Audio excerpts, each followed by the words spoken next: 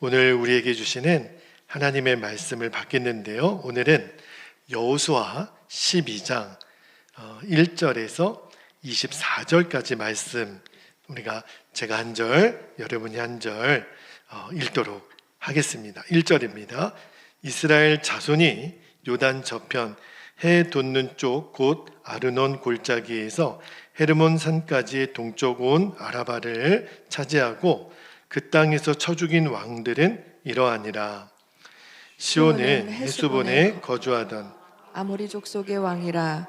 그가 다스리던 땅은 아르논 골짜기 가에 있는 아로엘에서부터 골짜기 가운데의 성읍과 길르앗 절반 곧 암몬 자손의 경계 야복강까지이며 또 동방 아라바 긴네롯 바다까지이며 또 동방 아라바의 바다 곧 여메의 여시못으로 통한 길까지와 남쪽으로 비스가 산 기슭까지이며 옥은 르바의 남은 족속으로서 아스다롯과 에드레이에 거주하던 바산의 왕이라. 5절 그가 다스리던 땅은 헤르몬 산과 살르가와 온 바산과 및 그술 사람과 마아가 사람의 경계까지의 길르앗 절반이니 헤스본 왕 시온의 경계에 접한 곳이라. 여호와의 종 모세와 이스라엘 자손이 그들을 치고 여호와의 종 모세가 그 땅을 르우벤 사람과 갓 사람과 므낫세 반 지파에게 기업으로 주었더라. 여호수아와 이스라엘 자손이 요단 이편 곧 서쪽 레바논 골짜기의 바알갓에서부터 세일로 올라가는 곳 한락산까지 쳐서 멸한 그 땅의 왕들은 이러하니라. 그 땅을 여호수아가 이스라엘의 지파들에게 구분에 따라 소유로 주었으니 곧 산지와 평지와 아라바와 경사지와 광야와 네겝 곧 헷 족속과 아모리 족속과 가나안 족속과 브리스 족속과 히위 족속과 여부스 족속에 9절 하나는 여리고 왕이요 하나는 베델 곁에 아이 왕이요 하나는 예루살렘 왕이요 하나는 헤브론 왕이요 하나는 야르뭇 왕이요 하나는 라기스 왕이요 하나는 에글론 왕이요 하나는 게셀 왕이요 하나는 드빌 왕이요 하나는 게델 왕이요 하나는 호르마 왕이요 하나는 아랏 왕이요 15절 하나는 림나 왕이요 하나는 아둘람 왕이요 하나는 막게다 왕이요 하나는 베델 왕이요 하나는 답부아 왕이요 하나는 헤벨 왕이요 하나는 아벡 왕이요 하나는 라사론 왕이요 하나는 마돈 왕이요 하나는 하솔 왕이요 하나는 시므론 무론 왕이요 하나는 악삽 왕이요 하나는 다낙 왕이요 하나는 무기또 왕이요 하나는 게데스 왕이요 하나는 갈멜의 욕느암 왕이요 하나는 돌의 높은 곳에 돌 왕이요 하나는 길갈의 고임 왕이요 하나는 디르사 왕이라. 모두 31 왕이었더라. 아멘. 하나님 말씀입니다. 모두 자리에 앉겠습니다. 자, 오늘 여호수아 강의의 이제 12번째인 것이 이제 여호수아 12장이기 때문에 12번째이겠죠. 오늘 제가 설교 제목을 약속의 땅을 얻은 사람들 그렇게 정했는데 아마 여러분이 말씀을 읽다가 굉장히 이 여호수아 12장은 제가 고민이 많이 됐어요. 이 장은 그냥 건너갈까? 왜냐하면 그냥 모세와 여호수아가 가나안 땅에서 정복해서 쳐 죽인 왕들의 이름이 31명의 왕들의 이름이 쭉 기록되어 있잖아요. 그래서 이 말씀을 통해서 하나님이 우리에게 주시려는 메시지가 뭘까? 처음에는 이 여호수아 12장은 보통 목회자들도 또 우리 성도님들도 그냥 스쳐 지나가기가 쉬운 성경이에요. 뭔가 스토리가 없거든요. 그리고 1절에서 6절까지가 출애굽한 다음에 모세가 이제 요단강 동쪽에서 싸워 이긴 왕들, 대표적인 왕이 아모리 왕 시온, 그다음에 바산 왕 옥이죠. 그다음에 7절부터 마지막 24절까지가 요단강을 건넌 다음에 이제 서편에 와서 여호수아가 싸워 이겼던 왕들, 대표적으로 여리고, 아이, 예루살렘, 하솔 이런 왕들이에요. 총 31명의 왕들을 싸워서 쳐 죽였던 그 명단이 쭉 나와요.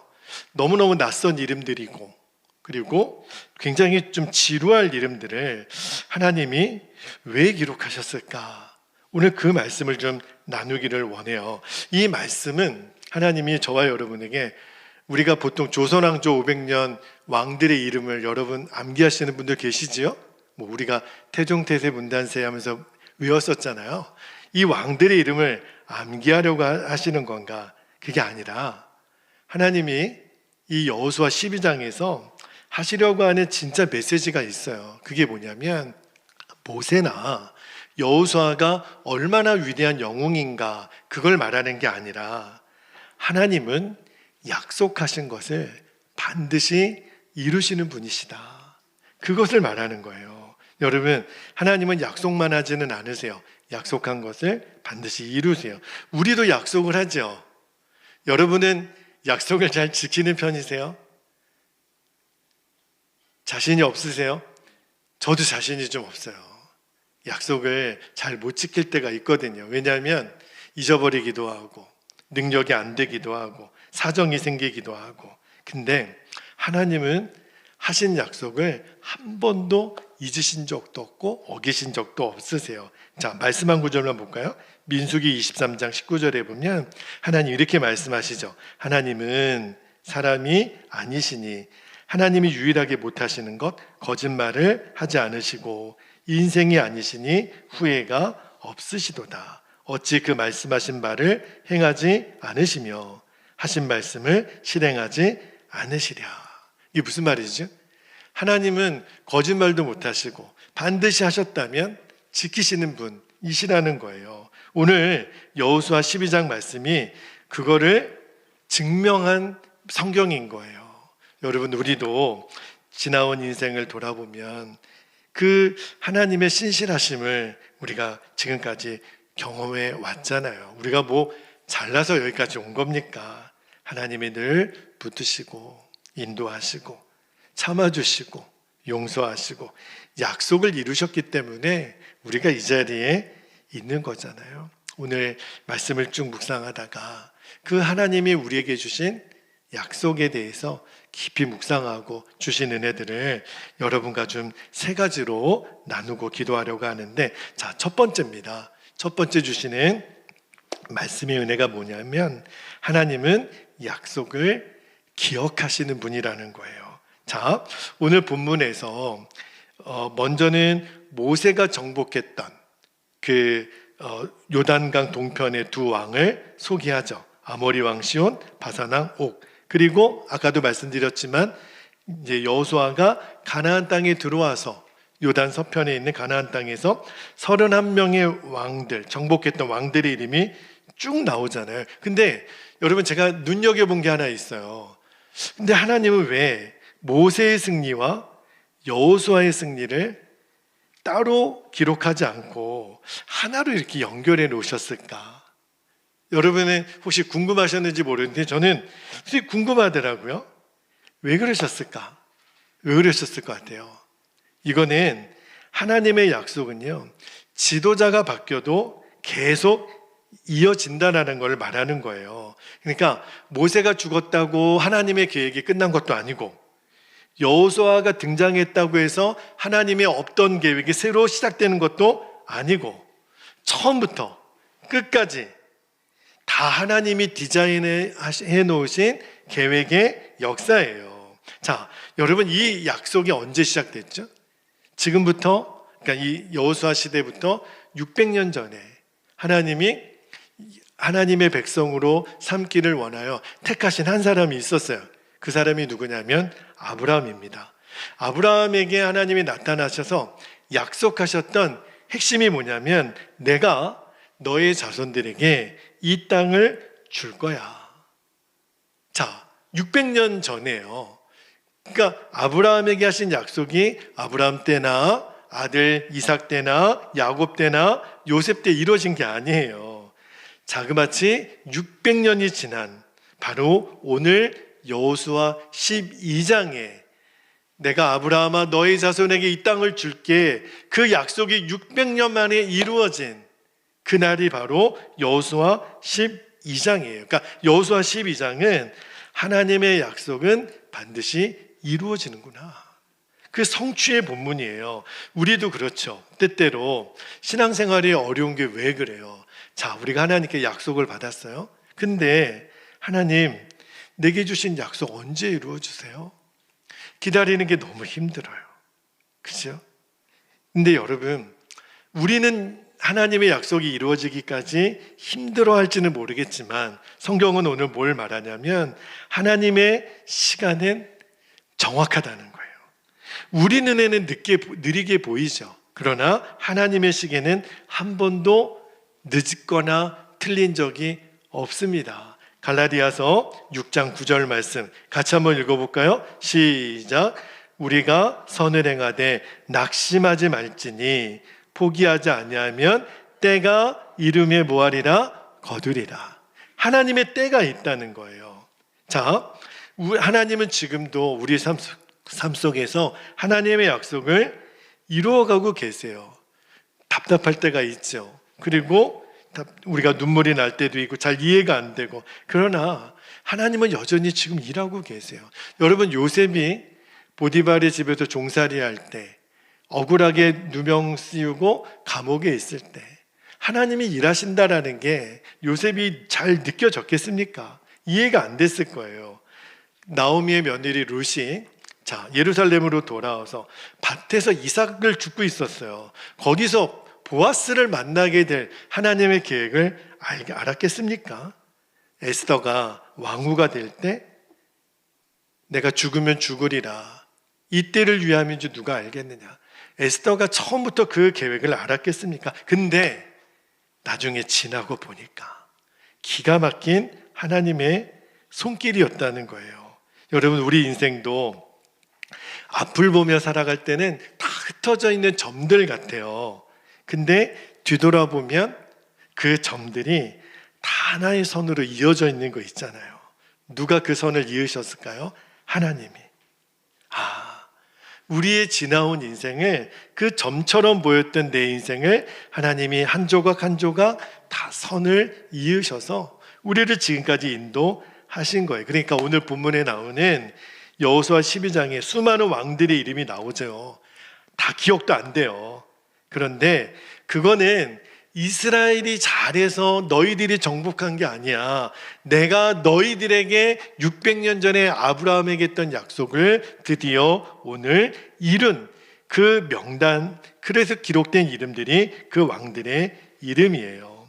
언젠가 우리도 하나님 앞에 서게 되는 날, 우리들의 인생에서 있었던 수많은 시간들, 또 수많은 사건들 생각이 나겠죠. 되돌아보면 제가 한 것이 하나도 없었군요. 다 주님이 하셨군요.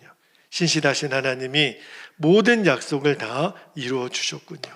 우리가 그렇게 고백하게 될 거예요. 그러니까 오늘 여호수아 12장의 첫 번째 핵심이 뭐냐면 하나님은 약속을 잊지 않으시는 분이시구나.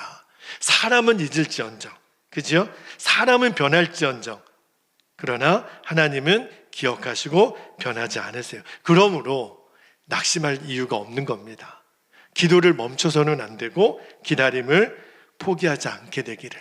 여러분, 약속을 붙드는 사람은 반드시 하나님의 신실하심을 경험하게 됩니다.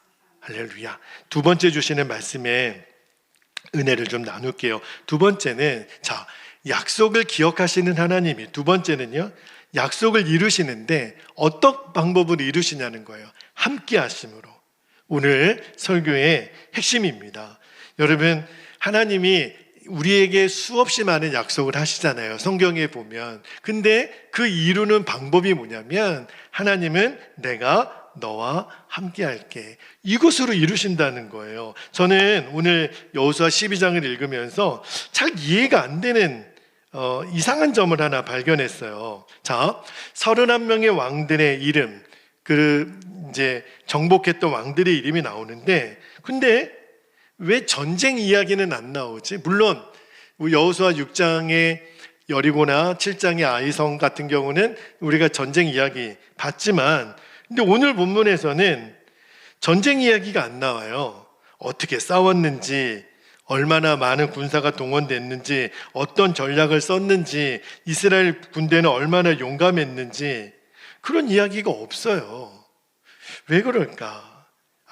깨달아지는 게 뭐냐면 하나님 말씀은 사람의 능력의 위대함을 기록하려는 게 아니라는 거예요. 이 모든 역사는 하나님의 역사를 기록하는 성경이기 때문에 굳이 기록할 필요가 없었던 거죠. 사실 여러분, 가나안 정복은 이스라엘 백성들의 힘만으로는 불가능한 일이에요. 자, 광야 40년을 보냈었죠. 애굽에서 종살이 하던 그 이스라엘 백성이 말입니다. 광야에서 40년을 보낸 동안 그들이 무슨 무기가 있었습니까? 무슨 전술이 있었습니까? 무슨 성을 함락시키는 공성 장비 같은 게 전쟁 경험도 없어요. 반면에 가나안은요, 여리고처럼 높은 성벽도 있었죠. 그리고 이들에게는 강력한 철병거가 있었어요. 오랫동안 군사 경험이 많았던. 그러니까 사실은 가나안 전쟁은 원칙적으로는 게임이 안 되는 거예요. 그죠? 자, 근데 어떻게 승리했을까? 그 이유를 성경이 말하는 거예요. 하나님이 함께 하셨기 때문이라는 거예요. 자, 하나님이 모세를 불러서 처음에 애굽의 바로에게 압제당하고 있는 이스라엘 백성을 구원하라 하셨을 때 모세가 말입니다. 못하겠는데요. 변명을 해요. 제가요, 말도 잘 못하고요. 제가 백성들에게 별로 제가 신용도 없고요. 제가 뭘 이렇게 특별한 재주도 없습니다. 그리고 모세가 생각했을 때 설령 이스라엘 백성들을 애굽에서 200만 명을 데리고 나와도 갈 데가 없는 거예요. 그러니까 모세의 생각에는 하나님, 이거는 좀 어려운 일입니다. 그때 하나님이 모세에게 뭐라고 말씀하셨는지 아십니까? 하나님이 무슨 군대나 무기나 특별한 방법을 말씀하시지 않고 딱 한 가지만 말씀하셨어요. 출애굽기 3장 12절을 볼게요. 출애굽기 3장 12절. 하나님이 모세에게 이르시되 내가 반드시 너와 함께 있으리라. 너가 그 백성을 애굽에서 인도하여 낸 후에 너희가 이 산에서 하나님을 섬기리니 이것이 내가 너를 보낸 증거니라. 모세에게 너 가서 바로에게 붙들려 있는 내 백성을 해방시키라. 근데 하나님이 제시한 방법은 딱 하나예요. 내가 너와 함께 있을게. 자, 여러분, 우리도 똑같아요. 우리도 뭔가 어떤 이루기를 원하고 하나님의 약속이 이루어지는 일에 우리는 자꾸 하나님께 방법을 원해요. 하나님 어떻게 해야 돼요? 누구랑 해야 돼요? 어디 가서 해야 돼요? 저 뭐 해야 돼요? 근데 하나님의 대답은 지금도 똑같아요. 내가 너랑 함께 있을게. 여러분, 하나님을 알지 못하는 사람은 하나님이 나와 함께 있다라는 게 무슨 힘이 되고 무슨 위로가 되겠어요. 근데 잘 보세요. 하나님을 믿는 우리에게는 하나님이 함께 하시겠다, 이 약속 하나면 충분한 거죠. 뭐지요? 하나님이 다 할 테니까 너는 나만 따라와. 너는 내가 시키는 대로만 해. 여러분, 이건 무대책이 아니에요. 우리 인생에서 최고의 대책은 하나님이 나와 함께 계심을 믿는 겁니다. 여러분, 이거를 성경에서만 있는 게 아니라 하나님이 나에게 지금 이 순간에 저와 여러분에게 나타나셔서 내가 너랑 함께 있을게. 여러분, 이제 더 이상 뭐가 두렵고 뭐가 염려가 되겠어요. 그리고 하나님은요, 모세에게 약속하신 거를 신실하게 지키셨죠. 그 결과가 1절에서 6절까지 아모리 왕 시온, 바산 왕 옥 다 이기고 그 요단 동편에 있는 땅을 차지하게 했죠. 자, 그런데 모세는 안타깝지만 요단강을 건너지는 못했어요. 그리고 가나안 서편의 진짜 본토 가나안 땅으로는 돌아오지 못하고 느보산에서 죽습니다. 그리고 이제 모세의 뒤를 이어 여호수아가 이 백성을 이끌어 가야 되는데 여호수아가 또 두려운 거예요. 내가 이 백성을 어떻게 인도에 나아갑니까? 모세 같은 위대한 지도자 밑에 있었기 때문에 자신이 없는 거죠.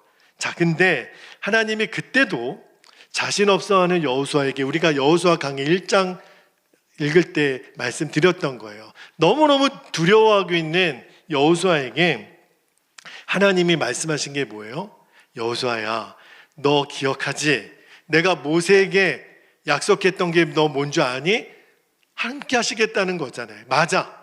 내가 이제도 모세와 함께 했던 것처럼 너 여호수아와 함께 할 거야. 그 말씀이 여호수아 1장 5절 6절에 나와요. 같이 한번 읽어볼까요? 자, 함께 읽겠습니다. 시작.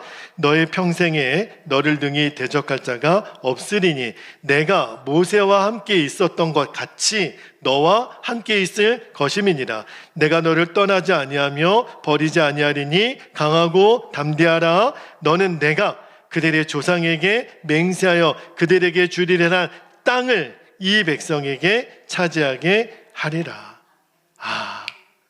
여호수아가 가나안 땅에 31명의 왕들과 싸워서 이기고 그 땅을 정복했던 이유가 여기 나와요. 하나님이 모세와 함께 있었던 것처럼 여호수아야, 내가 너랑 함께 있을 거야 하신 약속을 여호수아가 믿은 거예요. 그 결과가 오늘 여호수아 12장입니다. 여러분, 우리가 믿음을 잘못 오해하는 것 중에 하나가 뭐냐면 마인드 컨트롤. 옛날에 뭐 된다 잘 된다 이런 책도 나오고 긍정적인 사고방식, 믿으면 무조건 잘 되고 마인드 컨트롤 아니에요. 그 성경이 말하는 믿음이 아닙니다. 성경이 말하는 믿음의 핵심은 뭐냐면 하나님이 나와 함께 하신다. 우리가 아까 그 찬양 드렸죠? 임마누엘. 이 사실을 믿는 거예요. 히브리서 11장에 보면 믿음의 전당이 나오죠. 믿음으로 살았던 우리의 조상들, 그들은 단 한 번도 환경을 봤던 사람들이 아니에요. 다 하나님을 봤던 사람. 특히 모세는 눈에 보이지 않는 하나님을 눈에 보는 사람보다 더 실제로 여겼다 그랬어요. 그러니까 믿음은요, 환경이 바뀌는 게 아니라 하나님이 나와 함께 계시는 임재를 보는 눈이 열리는 것. 이게 믿음입니다. 여러분, 예수님이 부활하시고 승천하시기 전에 제자들에게 하셨던 약속이 뭐죠? 자, 마태복음 28장 20절 같이 한번 읽어볼까요? 시작. 내가 너희에게 분부한 모든 것을 가르쳐 지키게 하라. 볼지어다 내가 세상 끝날까지 너희와 항상 함께 있으리라 하시니라. 예수님은요, 제자들에게 야, 너희들 이제 힘내, 열심히 살아, 잘 견뎌, 이런 말씀 안 하셨어요. 내가 너희와 항상 함께 하겠다. 이게 복음이에요. 십자가의 은혜를 주님이 왜 주신 거죠? 십자가는 항상 내가 너희와 함께 하겠다고 하는 하나님이 선택하신 길이에요. 여러분, 예수님의 이름의 뜻이 뭐죠?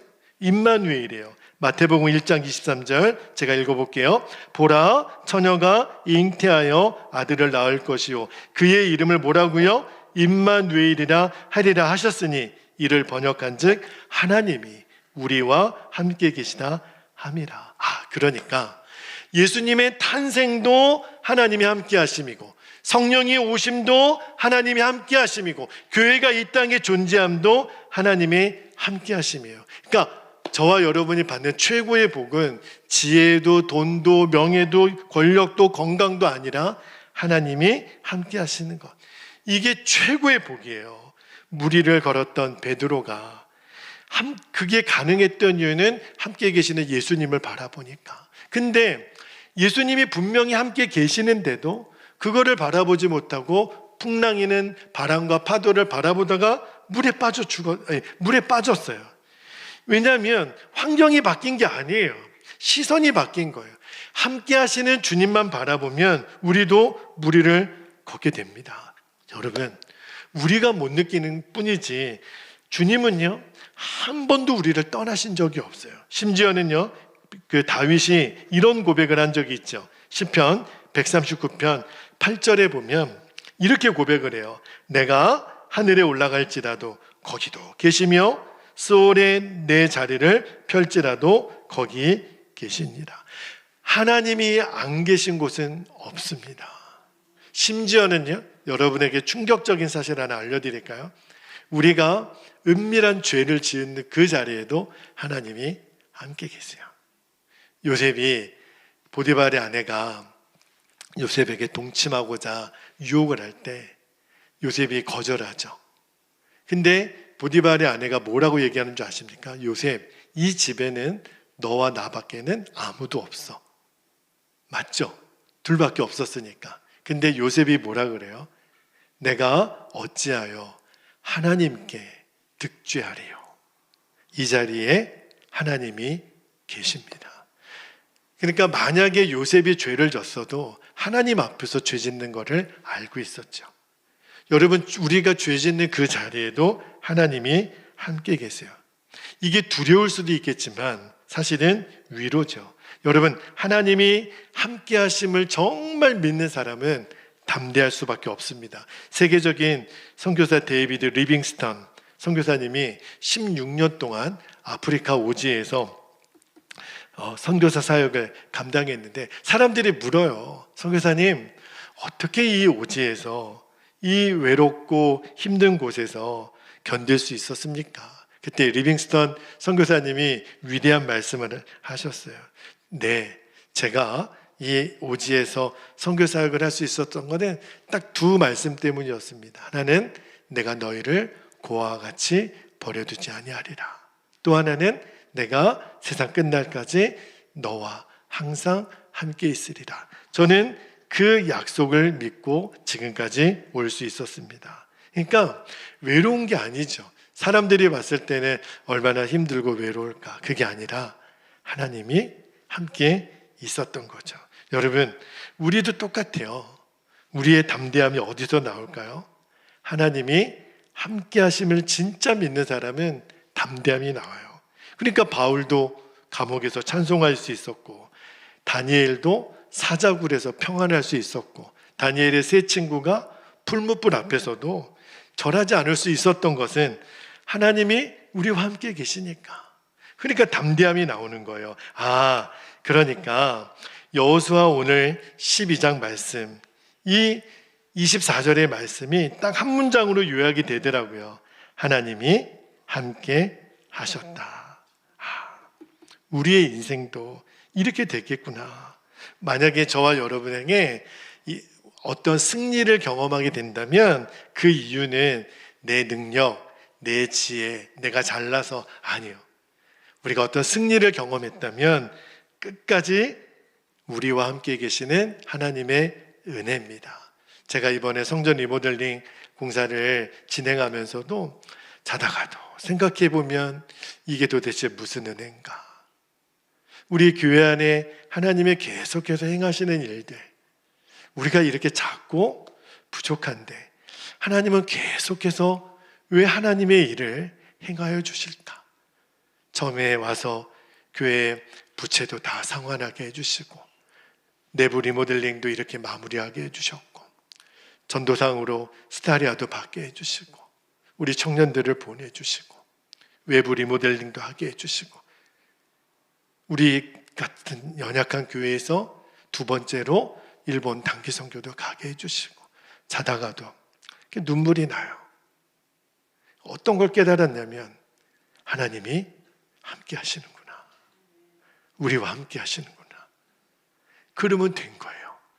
그러면 그 사람에게는 세상이 감당하지 못할 담대함을 하나님이 주십니다. 마지막 한 가지만 여러분에게 더 나누고 기도하기를 원하는데, 세 번째 주신 말씀의 진리가 뭐냐면 하나님의 약속을 믿는 사람은요 끝까지 순종한다는 것. 이 말씀을 좀 드릴게요.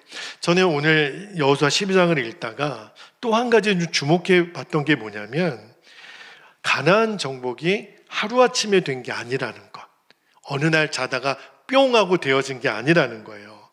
여리고성 하나를 무너뜨렸더니 금방 아이가 나오고, 아이를 점령했더니 또 계속해서 남부 지역의 연합군과의 전쟁, 또 북부 연합군 전쟁. 우리는 너무너무 쉽게 31명의 왕들과의 싸움에서 다 이겼더라. 근데 그 전쟁을 치를 때 얼마나 치열했겠어요. 아무런 무기도 없는 여호수아의 군대가 그 철병기를 가진 가나안의 족속들과 이렇게 31번의 전쟁을 치를 때마다, 그죠? 얼마나 힘들었겠어요. 자, 그리고 오늘 본문에 이 31명의 왕들의 이름이 기록되어 있잖아요. 이게 뭘 말하는 거냐면 하나님이 우리에게 주신 약속이 있죠. 우리와 함께 하시겠다고 우리에게 그렇게 두려움을 이길 수 있는 담대함도 주셨지만, 그러나 하나님이 우리에게 주신 약속은 한 번의 승리로 완성되는 게 아니라는 거.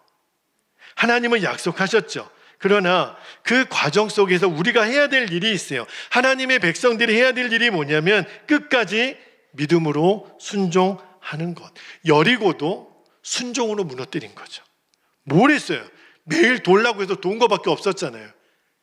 아이성에서 한번 실패했지만 다시 일어나 여호수아가 겸비하고 이스라엘 백성들이 정신 차려서 다시 아이성을 친 것도 순종. 기브온 사람들이 속임수를 가지고 경험했지만 그때도 하나님의 뜻을 구하는 순종이 필요했고, 매 순간 하나님의 말씀을 따라가는 삶이 필요한 거예요. 우리도 마찬가지죠. 여러분, 왜 우리의 삶이 어려운 줄 아십니까? 많은 사람들이 하나님의 약속은 원해요. 그러나 순종은 부담스러워요. 축복은 원하지만 헌신은 싫어요. 응답은 원하지만 기다림은 싫어요. 그러나 성경은 말합니다. 약속은요, 믿음으로 붙들고 믿음은 순종으로 증명됩니다. 다시 한번요. 약속은 믿음으로 붙들고 믿음은 순종으로 증명되는 거예요. 자, 아브라함이 떠나라. 내 본토, 친척, 아비집을 떠나라.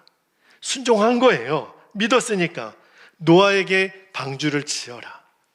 알겠습니다. 믿으니까 120년 동안 방주를 짓습니다. 여러분, 그게 쉬운 게 아니에요. 여호수아도 마찬가지입니다. 믿었으니까, 그리고 백성들이 이끌고 요단으로 들어간 거잖아요. 순종은요, 믿음의 열매입니다. 우리도 똑같아요. 우리가 하나님의 약속을 정말 믿었다면 이제 순종으로 나아가는 겁니다. 순종은요, 그렇게 거창한 게 아니에요. 오늘 그냥 하나님이 나에게 주신 말씀대로 살아가는 것. 용서하라면 용서하고, 기도하라면 기도하고, 찬송하라면 찬송하는 거고, 전도하라 전도하고. 제가 우리 청년들이 있지만 어젯밤에 우리 CCC 간사님 한 분이 오셨어요. 목사님, 부탁이 있습니다. 뭡니까? 저희들이 지난 한 주 동안 저 평창에서 수련회를 하고 왔는데 아이들이 너무 은혜를 많이 받아서 우리가 익산 베델교회를 위해서 피곤하지만 다시 집들 가기 전에 베델교회를 위해서 전도하려고 합니다. 너무 감사하더라고요. 목사님, 전도지 500장만 주세요. 저희가 어디 갈까요? 익산역도 가고 서동시장, 중앙시장, 북부시장, 모현 사거리 우리 가서 저희들이 전도하고 올게요. 정말 내가 너무 감사하더라. 간사님 다녀간 다음에 하나님, 우리 CCC 청년들 정말 복 주십시오. 한 주간 동안 그 눈물로 결단했던 그 고백들을 순종으로 믿음의 실험을 감당하는 이들에게 하나님의 살아계심을 증명해 주십시오. 기도가 되더라고요. 여러분, 그 작은 순종들이 쌓여서 하나님의 역사를 이루는 거예요. 또 하나 중요한 사실이 있습니다. 저는 오늘 본문에서 정말 여러분들과 붙들어야 될 진리 중에 하나가 뭐냐면, 이 가나안 땅은 여호수아 혼자 정복한 땅이 아니라는 거.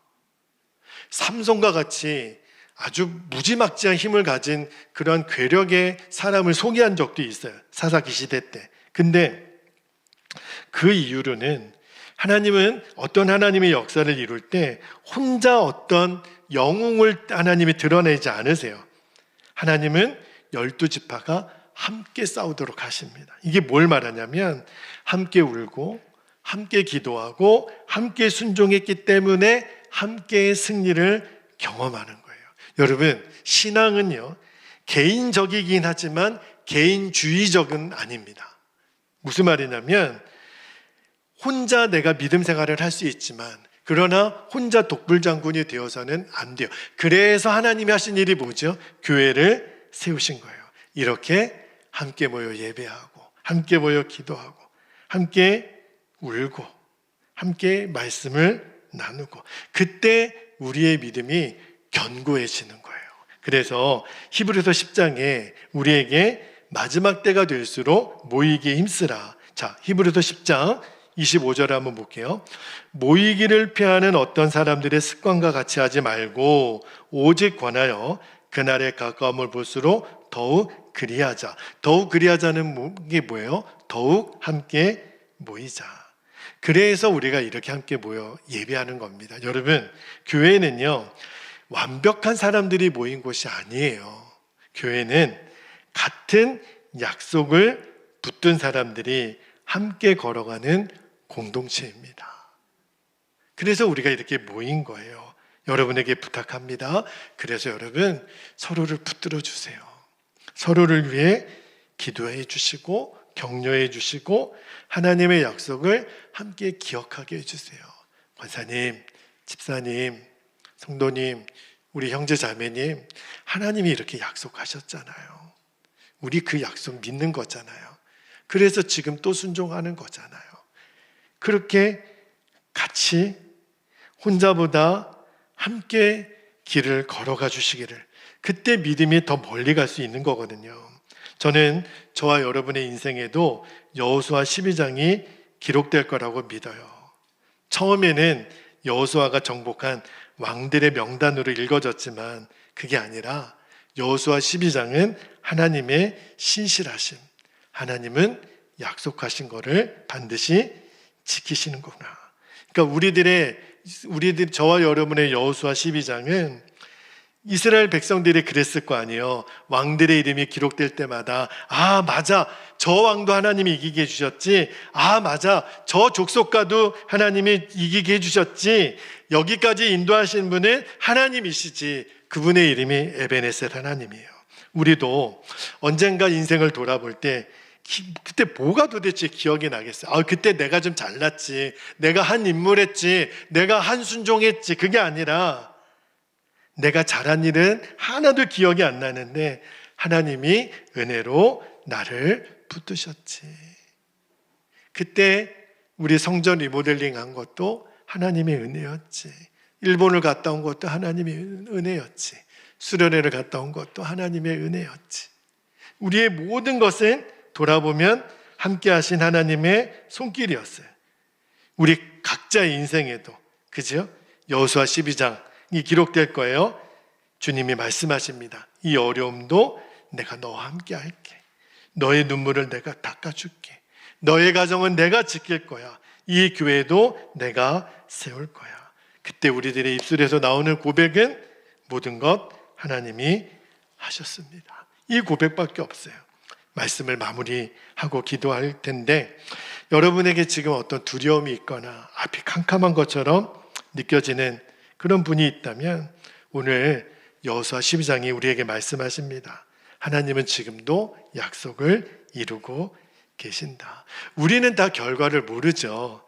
그러나 하나님은 처음부터 끝까지 다 알고 계세요. 알파와 오메가 하나님. 우리는 그저 오늘을 살아가지만 하나님은 우리의 평생을 보시고 붙들고 계세요.